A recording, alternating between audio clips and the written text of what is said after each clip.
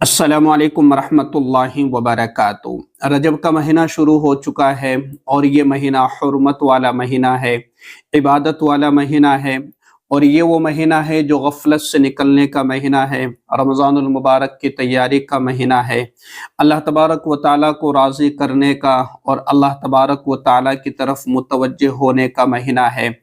इस महीने के बाद एक महीना शाबान का है और फिर उसके बाद रमज़ानुल मुबारक का महीना है। तो रमज़ानुल मुबारक का महीना तमाम महीनों का सरदार है। उसकी तैयारी के लिए अल्लाह तबारक व ताला ने ये मौका हमें बतौर गनीमत का अता फरमा दिया। नहीं तो कई लोग ऐसे थे जो हमारे साथ थे, अब वो इस दुनिया में नहीं है। तो ये दुआ हमें अल्लाह तबारक व ताला से मांगते रहना चाहिए। अल्लाहुम्मा बारिक लना फ़ी रजब व शाबान व बल्लिगना रमज़ान। ए अल्लाह, हमें रजब में, शाबान में बरकत अता फरमा और रमज़ान तक हमें पहुँचा दे ताकि हम रमज़ान की बरकतें हासिल कर सकें।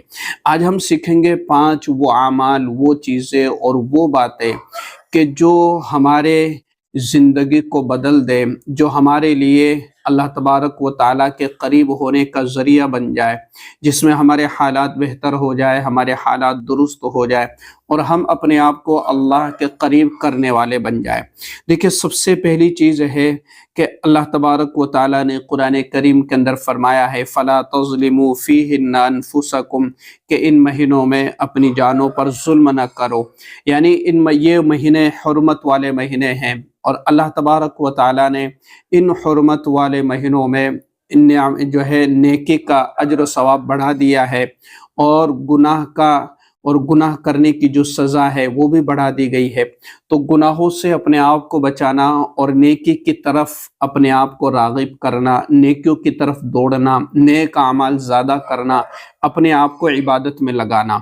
तो सबसे पहली चीज़ है अल्लाह से तौबा करना, अल्लाह तबारक व ताला की तरफ मुतवज्जे हो जाना। अल्लाह तबारक व ताला ने कुरान करीम के अंदर फरमाया है, वतूबू इलल्लाहि जमीअन अय्युहल मुमिनून लअल्लकुम तुफ्लिहून। ईमान वालो, तुम सब अल्लाह की तरफ तौबा करो ताकि तुम फलाह पा जाओ। यानी अल्लाह तबारक व ताला की तरफ मुतवज्जो होना, अल्लाह से तौबा करना, अल्लाह से इस्तिग़फ़ार करना, अल्लाह की तरफ मुतवज्जो हो जाना, अपने गुनाहों पर नादिम और शर्मिंदा होना, अपने गुनाहों पर अफसोस करना और अल्लाह की तरफ मुतवज्जो हो जाना। तो ये वो अमल है कि जो हमारे लिए कामयाबी का ज़रिया है। और अल्लाह तबारक व ताला ने तौबा को कहा गया है कि तुम तौबा करोगे तो अल्लाह तबारक व ताला तुम्हें कामयाब कर देगा, दुनिया की कामयाबी और आखिरत की कामयाबी। और इन दोनों कामयाबी के लिए हर इंसान जो है कोशिश कर रहा है, मेहनत कर रहा है कि मैं दुनिया में भी कामयाब हो जाऊं और आखिरत में भी कामयाब हो जाऊं, अल्लाह के यहाँ पर भी मैं कामयाब हो जाऊं। तो ये जो कामयाबी का रास्ता है वो तौबा वाला रास्ता है। दूसरी चीज़ है कि हर इंसान ख़ताकार है, हर इंसान से गुनाह हो जाते हैं, ख़ताएँ हो जाती है। तो ख़ता हो जाना अलग चीज़ है, जानबूझ करके ख़ता करना जो है, इल्म के बाद ख़ता करना, जानबूझ करके ख़ता करना, ये बहुत ज़बरदस्त चीज़ है।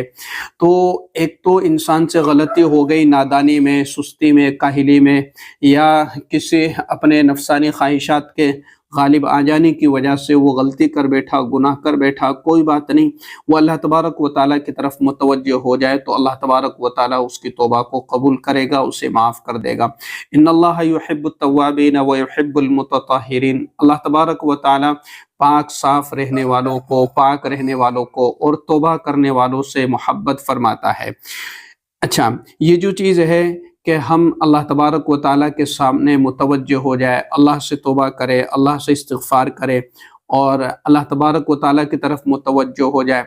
अल्लाह के नबी सल्लल्लाहु अलैहि वसल्लम ने भी इस तरफ इशारा फरमाया है, कुल्लु बनी आदम ख़त्ताऊन व खैरुल ख़त्ताईन अत-तव्वाबून, कि हर इंसान, हर बनी आदम जो है ख़ताकार है, हर इंसान से ख़ताएँ हो जाती है और सबसे बेहतरीन ख़ता करने वाला वो है जो तौबा करने वाला हो। तो अल्लाह तबारक व ताला के नज़दीक वो शख्स सबसे बेहतरीन और पसंदीदा है कि जिससे गलती सरज़द हो जाए और वो फ़ौरन अल्लाह के सामने मुतवज्जो हो जाए।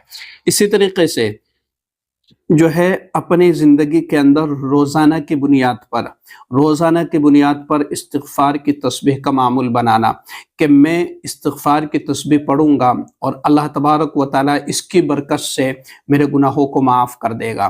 اللہ کے نبی صلی اللہ علیہ وسلم خود اپنی زبانی یہ بات ارشاد فرما رہے کہ میں خود دن میں 100 مرتبہ 70 مرتبہ استغفار کرتا ہوں، جبکہ اللہ کے نبی صلی اللہ علیہ وسلم کے تمام گناہ اگلے پچھلے سب معاف کر دیے گئے، لیکن تب بھی اللہ کے نبی صلی اللہ علیہ وسلم استغفار کیا کرتے تھے۔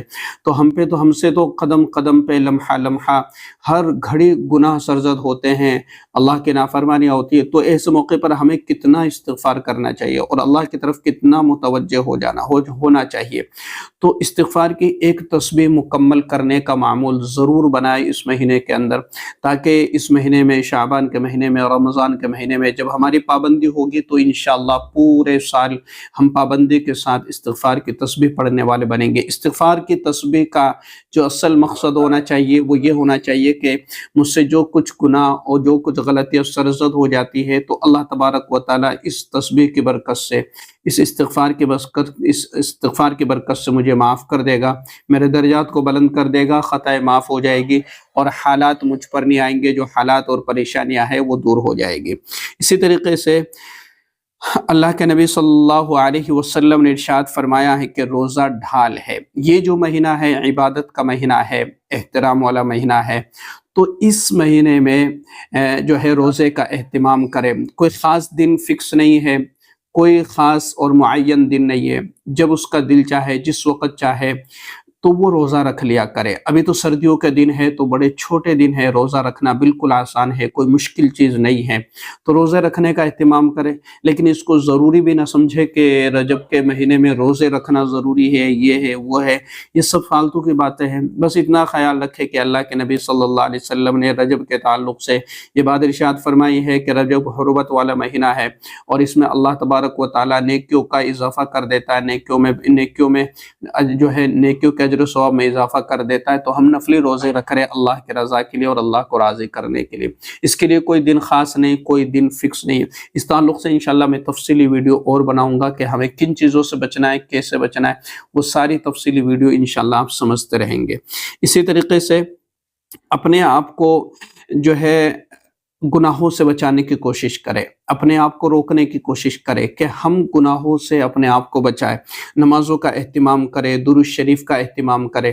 یہ مہینہ درود شریف کے لیے کہ ہم جتنا درود شریف پڑھیں گے اللہ کے نبی صلی اللہ علیہ وسلم پر اور جتنی کثرت سے درود شریف کا اہتمام ہوگا تو ہماری نیکیوں میں اضافہ ہوتا چلا جائے گا۔ اللہ کے نبی صلی اللہ علیہ وسلم نے فرمایا کہ جو مجھ پر ایک درود بھیجتا ہے اللہ تبارک و تعالیٰ اس پر 10 رحمتیں نازل فرماتا ہے۔ درود شریف کے برکت سے پریشانیاں ٹل جاتی ہے، حالات ٹل جاتے ہیں، اللہ تبارک و تعالیٰ درود شریف کی برکت سے مشکلات کو آسان کر دیتا ہے، دعائیں قبول فرماتا ہے۔ تو دعاؤں کے قبول ہونے کا بہت بڑا راز ہے درود شریف کا۔ جو دعا درود شریف سے شروع کی جاتی ہے، اللہ کے حمد و ثنا سے شروع کی جاتی ہے، جس دعا میں درود شریف شامل ہو جاتا ہے تو وہ دعا کبھی رد نہیں ہوتی، اللہ تبارک و تعالیٰ اسے ضرور قبول فرماتا ہے۔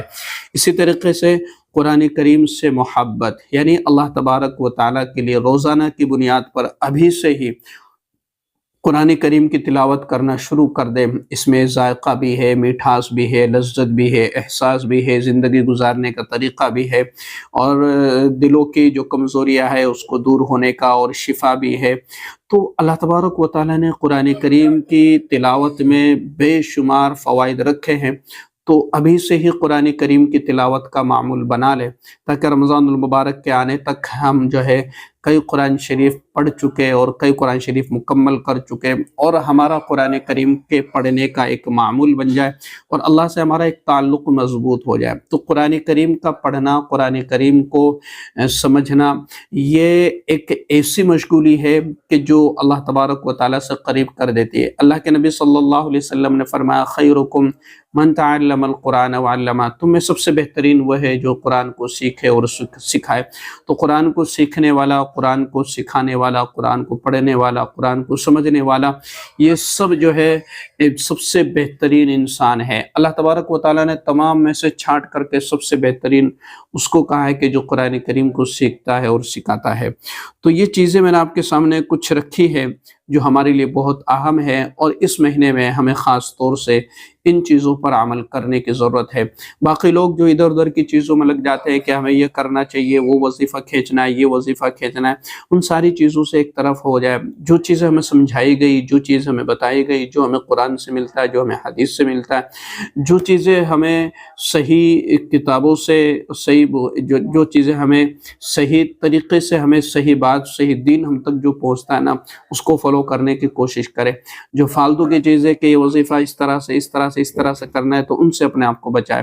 تو اس ویڈیو کو لازمی طور پہ شیئر کیجیے گا، اور بہت سی ویڈیوز انشاءاللہ آپ کے سامنے آتی رہے گی کہ ہمیں کیا کرنا ہے، کس طریقے سے کرنا ہے، عبادتیں کیسے کرنا ہے، کون سا طریقہ کس طریقے سے کیا ہے کیا نہیں، یہ ساری چیزیں دین کے تعلق سے آپ کے سامنے آتی رہے گی۔ السلام علیکم ورحمۃ اللہ وبرکاتہ۔